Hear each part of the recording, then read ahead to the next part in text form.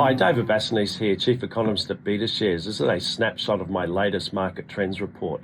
And it was another good month for financial markets, equity markets globally continuing to climb a wall of worry. Let's say the MSCI All Country World Index in September returning 3.6%. The Nikkei was actually a pretty good performer through the month, was up 5.9%. US markets in line with global markets are returning 3.6%.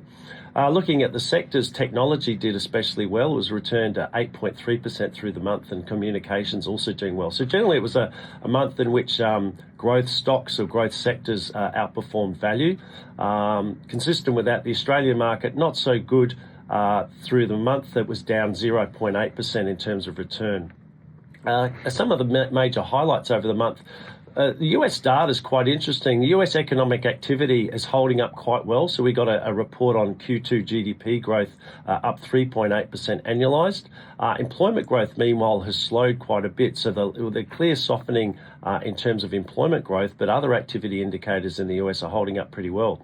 Also, inflation in the US we're still yet to see much of a tariff effect coming through. So the core consumer price measures are rising about 0.2, 0.3% for both the CPI and the consumption deflator in the month. So again, fairly benign. Overall inflation in the US is still higher than what the Fed would like, but that's the bad news. But the good news is that it hasn't escalated a lot further, given the flow through of the tariffs that we're seeing so far. So on the back of the slowing of employment growth, we did see the US Federal Reserve cut interest rates at the September meeting. In terms of Australia, the highlights were we did get a good Q2 GDP number, up 0.6%, and consumer spending showing signs of life, returning 0.9%. Not so good was the monthly trimmed mean measure of inflation for August.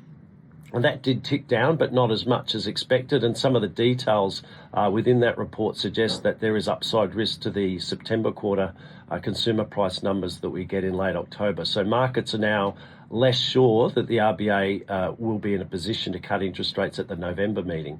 They did meet in September, but didn't cut rates. That was widely expected. But the debate now is what the RBA may do in November. And that's going to be critically dependent on that September quarter CPI result. My base case is I still think the RBA will cut rates. I think that inflation number will be benign enough. But some of the details from the latest monthly number do pose some question marks on that.